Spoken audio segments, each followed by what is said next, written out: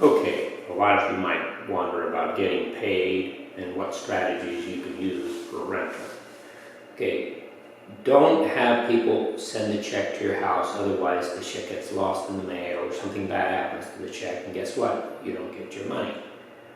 You know, you can go there and physically pick up your check. Sometimes they don't have a check and they'll pay you in cash, which is a real pain, but hey, sometimes they'll give you a postal money order. You know, they use different strategies. Then some people might even pay using PayPal, believe it or not.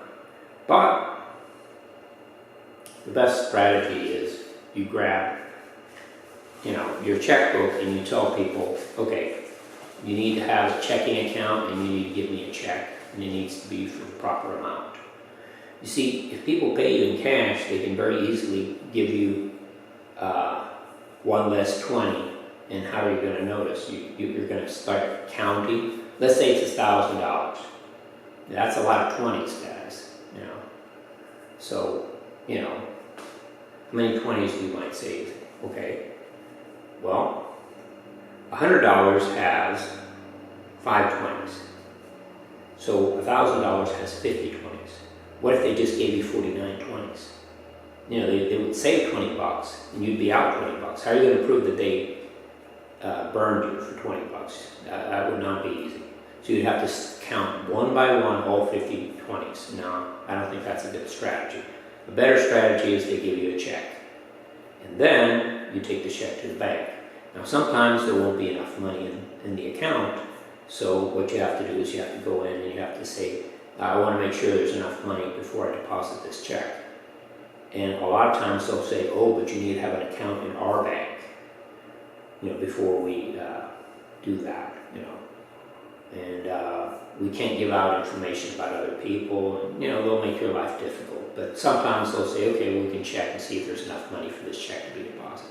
And if there is, it's fine. If not, you call the person up, and typically they'll say, oh, there's no money right now, but I get paid tomorrow, so there'll be money tomorrow. So you can deposit it tomorrow. Now, typically it's a real pain. So there you go. Okay, so one of the things that I do is, if I'm going to be traveling out of state, I give people a deposit slip from my checking, and I tell them to deposit it in my bank, the amount of money for the rent. Now remember, if you ask people to send you a check, that check is going to get lost somewhere. So don't ask people to send you checks. That does not work too well. Instead, tell people to pay you, when you arrive and knock on the front door. So there you go. Sometimes the person's not there, and what they will do is they'll put the check under something. They'll put it under the barbecue grill, or they'll put it somewhere.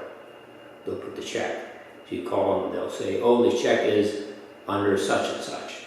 And they're like, okay, and you go and you pick up the check. Now, in part 2, we'll discuss some of the problems with getting paid.